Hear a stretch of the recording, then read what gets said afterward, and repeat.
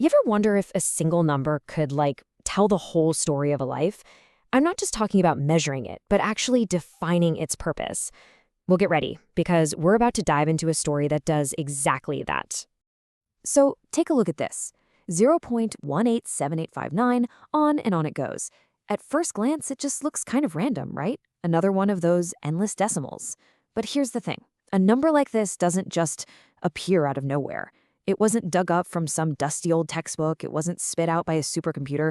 Nope. This was discovered by a man with a pencil, a stack of paper, and this just desperate need for a change. This right here is the story of Marvin Ray Burns.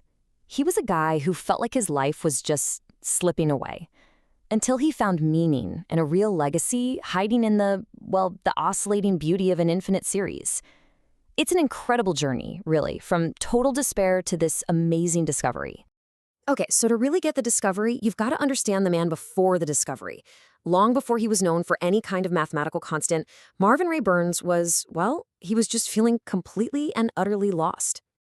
Yeah, his path was anything but academic. I mean, after high school, he enlisted in the Marines. After that, he spent years in the construction trades, and by 1994, his life had just become this grueling, repetitive cycle. 10-hour workdays, come home, and just total exhaustion. He actually describes his apartment back then as a cave, a place where his only real companion was the TV. Can you picture it? After a brutal day siding houses, he just collapsed into his recliner feeling totally trapped. His hand, and these are his own words, was shackled to the remote control. And it's in that state of complete exhaustion that this question just hits him like a lightning bolt. It's a question that comes straight from his heart, and he's just thinking, is this it? Is this all there is to life? He felt like his mind was just being wasted, that his potential was just gone. But that moment of crisis, that became the absolute turning point of his entire story. Right there, in that recliner, something inside him just shifted. A decision was made. He basically declared war on his own apathy. It was this powerful promise he made to himself, a frantic cry to turn his mind from, and again, these are his words, useless and unproductive flesh into a creative spirit. This was it, his moment of self-creation. And you know what the first act of this brand new life was? It was so simple. He just turned off the television. He picked up a pencil, and he started writing out the powers of two. Just like that. That one small act, it lit a fire. And what came next? This wasn't just some brief hobby. Oh no, it was an all-consuming 2-year-long quest, and it was fueled by nothing more than pure, raw, intellectual curiosity. Think about that. 2 years. That's how long he dedicated himself to this single-minded quest. It was a complete 180 from his old life.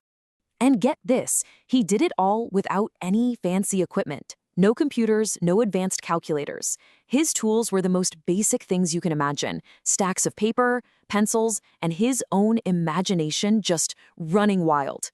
He was meticulously creating these huge math tables by hand, wearing out his vision from the sheer work of it all, but absolutely feeding his soul.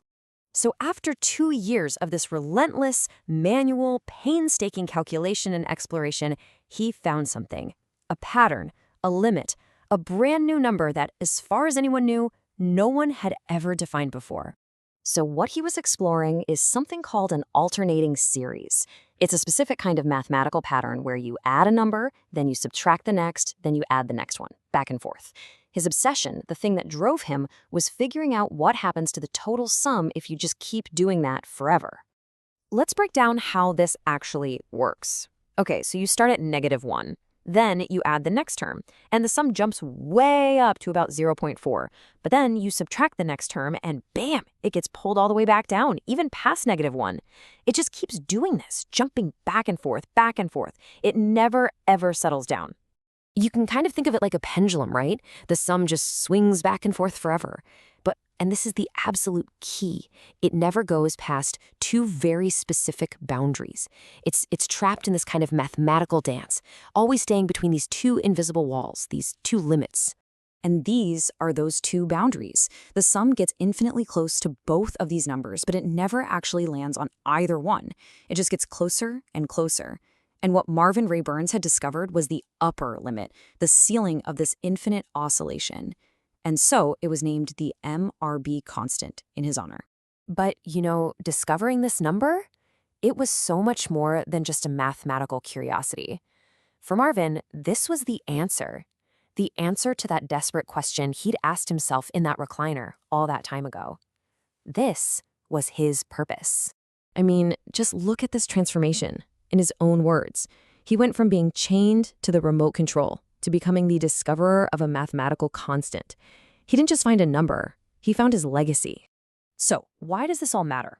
Well, sure, mathematically, it's a new constant. It opens up new doors for research, and that's cool. But the human story, man, that's just as powerful. It is living proof that a curious mind and just relentless dedication, those are really the only tools you need to leave a mark on the world. And really, in the end, Marvin's own words sum it all up perfectly. His journey, he says, wasn't about being some kind of born genius. It was about making a conscious decision to be curious, and then having the dedication to follow that curiosity wherever it happened to lead him. And that kind of leaves us with one last thought, doesn't it? Marvin Ray Burns found his number, his entire legacy, by doing something so simple, turning off the TV and picking up a pencil.